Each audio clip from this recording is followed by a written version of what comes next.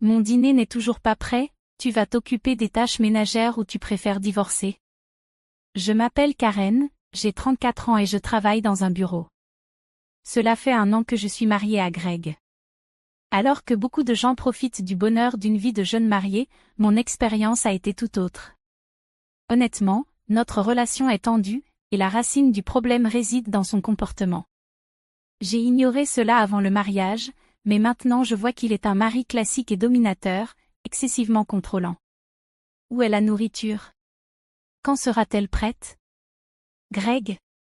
Je viens juste de rentrer à la maison, ai-je répondu. Si tu étais arrivé plus tôt, tu aurais pu préparer quelque chose. De quoi parles-tu? Ne vois-tu pas que j'ai travaillé dur et que je viens tout juste d'arriver? Moi aussi, j'étais au travail, répliqua Théil. Ton travail ne peut pas être aussi important. Je gagne probablement plus que toi, lui ai-je dit. Te vanter de ton salaire? Tu es vraiment étroite d'esprit. J'ai un poste important dans mon entreprise. Je gagnerai bientôt plus que toi. Eh bien, j'espère que c'est vrai, ai-je piqué. Tu doutes de moi? Comment oses-tu me remettre en question ainsi? Mon mari réagit de manière défensive à chacune de mes paroles, essayant d'exercer son contrôle. Je vais te fixer un couvre-feu, m'a-t-il dit un jour. Un couvre-feu? J'étais choquée par cette déclaration soudaine. Nous ne sommes pas des enfants. Je suis sérieux. Sois à la maison avant 19 heures, a-t-il exigé. Ne dis pas de bêtises. Je dois travailler tard à cause des heures supplémentaires. Tais-toi. Je suis sérieux. Tu dois respecter cette règle, dit-il. Une promesse doit être faite par un accord mutuel. Ce que mon mari imposait n'était qu'une forme de coercition, une menace déguisée. Quelques jours plus tard, en rentrant à la maison après 20 heures à cause du travail, je me suis retrouvée face à une situation incroyable. Quoi? Qu'est-ce que ça veut dire? J'ai essayé de déverrouiller la porte d'entrée, mais j'ai réalisé que la chaîne était fermée. Paniquée, j'ai appuyé sur l'interphone. Oui. J'ai entendu la voix de mon mari à travers l'interphone. Qu'est-ce qui se passe ici? Qu'est-ce que tu veux dire? Nous avions convenu d'un couvre-feu à 19 heures, n'est-ce pas? Tu étais sérieux à ce sujet, ai-je demandé? Bien sûr que j'étais sérieux. Pendant qu'il parlait avec tant d'assurance, son comportement semblait puéril. Je voulais vraiment qu'il arrête cette bêtise et qu'il ouvre simplement la porte. Pas question. Tu te crois toujours supérieur. Supérieur? De quoi parles-tu? Je dis que tu te comportes de manière arrogante quand tu penses être aux commandes. À la fin, mon mari a vraiment refusé de me laisser entrer à la maison. J'étais profondément troublée par ce changement radical, me demandant comment il avait pu devenir si différent de l'homme que j'avais connu. Nous nous étions rencontrés lors d'un événement social, et à l'époque, il était un homme d'affaires prospère, travaillant pour une grande entreprise, et il était très déterminé à me séduire. Avec sa carrière et ses finances stables, j'étais attirée par ses avances. Il avait toujours été poli et respectueux, et cela n'avait pas changé lorsque nous avons commencé à sortir ensemble. Je croyais qu'il était un homme gentil et merveilleux, et j'étais vraiment heureuse lorsqu'il m'a demandé en mariage. Karen, je te promets de te rendre heureuse de mes propres mains. Fais-moi confiance et construisons notre avenir ensemble. Oui, merci. J'ai hâte que nous nous soutenions mutuellement, lui avais-je dit. Je croyais qu'épouser cet homme me mènerait sûrement au bonheur, mais une fois mariée, tout était bien loin de ce que j'avais imaginé. Mon mari s'est révélé égoïste, arrogant et sujet à des abus verbaux. Pour aggraver les choses, environ 6 mois après notre mariage, il a brusquement quitté son emploi. Tu as quitté ton emploi? Pourquoi? Cette entreprise n'en valait pas la peine. Il n'appréciait pas mes talents. Pourquoi un junior devrait-il être promu à ma place? C'est absurde, s'est-il exclamé. Il a quitté son travail impulsivement, frustré par l'absence de promotion. C'était un retournement de situation choquant. Je le respectais comme un professionnel confiant, travaillant dans une entreprise prestigieuse, et c'est pourquoi je supportais ses abus verbaux. Mais maintenant, mon mari, d'élite, était soudainement sans emploi. Il a participé à de nombreuses entrevues par la suite, mais aucune n'a abouti à une offre. Bon sang, pourquoi ça m'arrive à moi? Je viens d'une entreprise de premier plan, même en me dégradant en postulant ici. Pourquoi je n'ai pas le job? Peut-être que c'est ton attitude qui se reflète dans les entretiens. Ah! Ne fais pas comme si tu savais quelque chose. Ton entreprise est de toute façon de moindre catégorie. C'est cruel. C'est vraiment ce que tu penses, ai-je dit? Je dis simplement la vérité. Mon mari déchargeait sa frustration sur moi. Il a toujours été autoritaire à la maison, mais ses abus verbaux ont considérablement augmenté. Finalement, incapable de trouver un nouvel emploi, il s'est contenté d'un poste à temps partiel, travaillant seulement 3 jours par semaine, en affirmant que le reste du temps était consacré à la recherche d'un emploi. Ses revenus sont tombés à environ 700 $ par mois, mais il continuait à se comporter avec arrogance envers moi. Ma vision de lui se détériorait chaque jour, et je regrettais de plus en plus de l'avoir épousé. Je me retrouvais constamment accablée par les tâches ménagères et la préparation des repas, tout en supportant ses plaintes incessantes. C'était comme gérer un entraîneur d'équipe, et je me sentais physiquement et émotionnellement épuisée. Malgré tout, je ne pouvais pas m'imaginer demander le divorce, même si nous étions mariés depuis moins d'1 an. Pendant cette période, mon mari devenait de plus en plus audacieux, allant jusqu'à instaurer un couvre-feu pour moi et à me fermer la porte de la maison. Je me demandais pourquoi je devais supporter ce genre de traitement, surtout après être rentrée du travail, épuisée, et avoir fait les courses. Il m'avait enfermée dehors pour avoir manqué le couvre-feu. J'étais complètement perplexe. Normalement, j'aurais envisagé de retourner chez mes parents, mais comme ils étaient déjà décédés, je ne savais plus vers qui me tourner. Désespérée par de l'aide, j'ai décidé d'appeler ma meilleure amie, Émilie. « Salut, ma chérie. Puis-je venir chez toi maintenant? Qu'est-ce qui se passe? » Il s'est passé quelque chose, demanda-t-elle, un peu inquiète. Mon mari ne me laisse pas entrer à la maison, répondis-je. Quoi? Pourquoi ça? D'accord, viens ici tout de suite. À ces mots, je me suis précipitée chez Émilie. Je lui ai expliqué comment mon mari m'avait enfermée dehors parce que j'avais manqué le couvre-feu qu'il avait établi. Il a vraiment fait ça, demanda-t-elle, l'air horrifié. Je n'en reviens pas. On dirait qu'il est vraiment devenu abusif. Peut-être que son orgueil d'avoir travaillé dans une grande entreprise le pousse à te mépriser. Ah, et j'ai également mentionné la démission soudaine de mon mari. Un emploi à temps partiel? C'est incroyable. Comment peut-il agir ainsi alors que c'est toi qui subviens à vos besoins? Oui, je pense qu'il serait peut-être préférable de le quitter tôt ou tard, mais nous sommes mariés depuis moins d'1 an. Ça ne semble pas juste de divorcer aussi facilement. Karen, es-tu vraiment heureuse? Me demanda-t-elle. Ma meilleure amie me regarda, préoccupée, réfléchissant un instant avant de faire une suggestion. Je ne sais pas si ton mariage peut être sauvé, mais tu devrais peut-être commencer à documenter son comportement abusif. Tu pourrais tenir un journal ou même faire des enregistrements.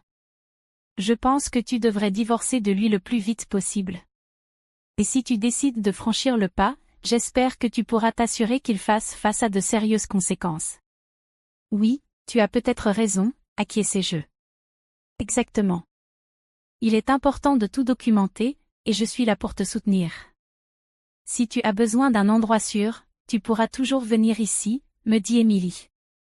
Ma meilleure amie a été une source immense de réconfort et de soutien, et je lui en étais vraiment reconnaissante.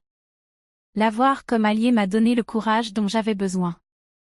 Pour lui montrer ma gratitude, j'ai utilisé les ingrédients que j'avais achetés au supermarché pour lui préparer un repas fait maison. C'est délicieux, Karen. Tu as vraiment un talent pour la cuisine. Vraiment? Cela fait longtemps que personne n'a complimenté ma cuisine, donc je suis ravie de l'entendre. Retrouver ma meilleure amie après tout ce temps m'avait remonté le moral. Après avoir quitté sa maison, j'ai envoyé un message d'excuse à mon mari. Une fois qu'il m'a pardonné, je suis retournée à la maison.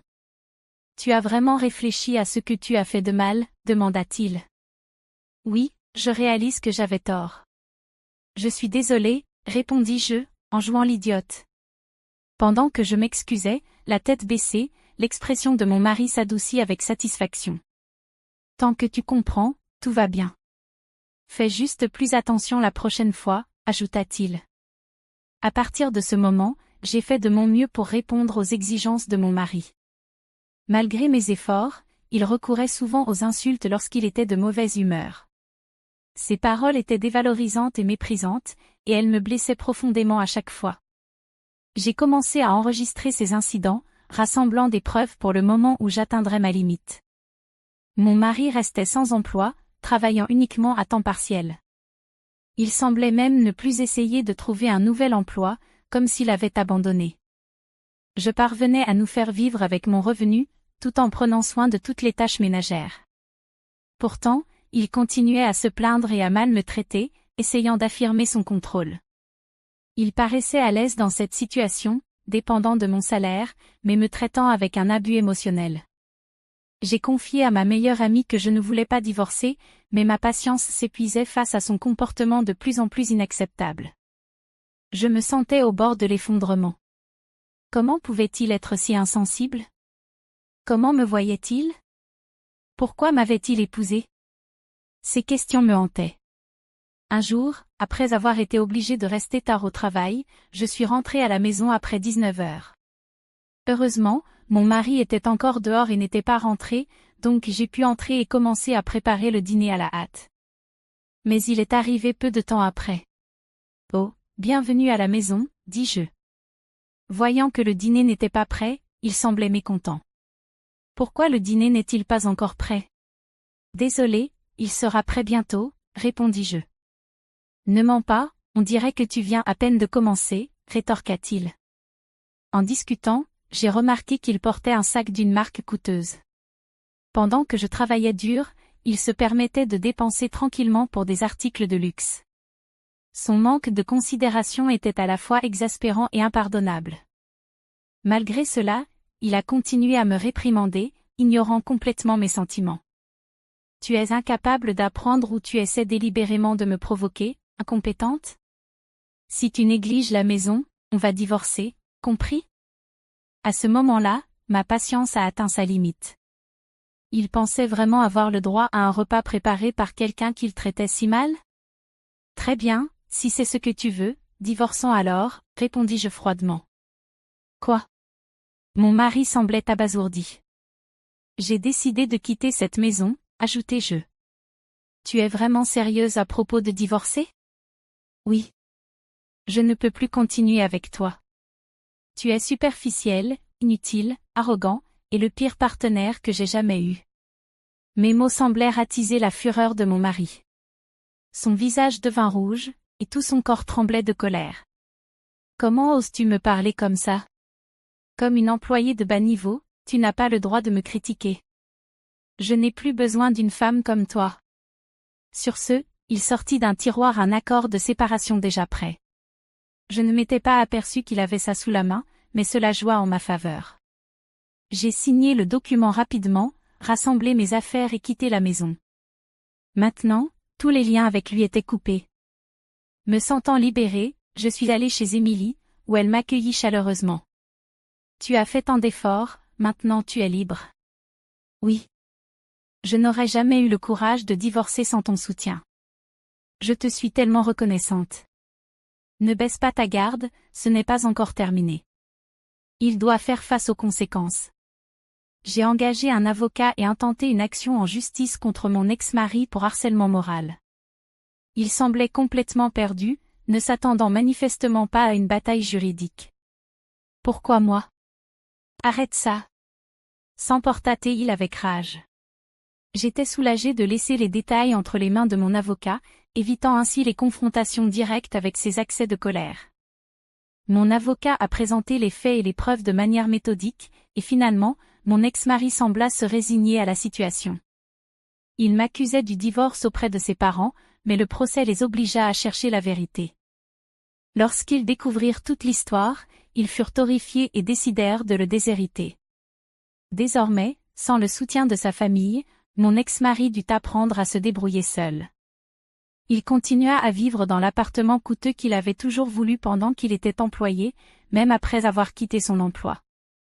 Avant, je transférais de l'argent pour payer le loyer, mais maintenant que nous étions divorcés, il devait gérer ses propres dépenses, son loyer, et me compenser pour son comportement abusif. Avec un loyer d'environ 1 000 $ par mois et des revenus insuffisants, il était dans une situation difficile et m'a contacté pour demander de l'aide. Allô? Quel est le problème? Aide-moi, je suis perdu ici. Pourquoi devrais-je t'aider? Nous n'avons plus d'obligation l'un envers l'autre. Mais nous nous sommes aimés, non, dit-il. C'est inquiétant. Qu'est-ce que tu veux dire? Tu penses vraiment avoir droit à mon pardon aussi facilement? Tu te rends compte à quel point tu m'as blessé? Désolé, je vais m'excuser correctement, tenta-t-il de s'expliquer. Une excuse comme ça ne signifie rien pour moi. À chaque fois que je m'excusais, tu te sentais supérieur. Il est clair que tu n'as aucun respect pour moi. Pour que tu saches, mon salaire a augmenté. Je gagne maintenant plus que toi à plein temps. Tu avais l'habitude de me mépriser à cause de ma position inférieure, mais au final, c'était toi qui étais dans une position plus faible. Ta satisfaction avec un emploi à temps partiel et ton échec à trouver un nouveau poste à temps plein ne font que souligner tes propres lacunes. Ce n'est pas possible, disait-il, abasourdi. Mon ex-mari était dévasté en découvrant qu'il était maintenant inférieur à moi, quelqu'un qu'il avait autrefois méprisé. Nous n'avons plus rien à discuter. Si tu me contactes à nouveau, j'appellerai la police. Je déclarai cela fermement, ignorant ses appels et mettant fin à la conversation. J'avais déjà bloqué son numéro et je comptais couper tous les liens avec lui. Plus tard, j'appris par mes ex-beaux-parents qu'il avait remboursé son loyer en retard avec un prêt et s'était installé dans un appartement plus abordable. Il travaille maintenant à plein temps et vit dans un endroit plus modeste. Malgré cela, il continue de me verser la pension alimentaire ponctuellement, ce qui indique qu'il essaie de reconstruire sa vie. Cependant, cela ne signifie pas que j'ai le moindre désir de réconciliation. Je vis maintenant dans un appartement spacieux avec ma meilleure amie. Nous passons nos journées à discuter, à boire un verre le soir, et à mener une vie tranquille et épanouie. Je suis profondément reconnaissante à Emily pour son soutien et je prévois de lui offrir un cadeau spécial en guise de remerciement.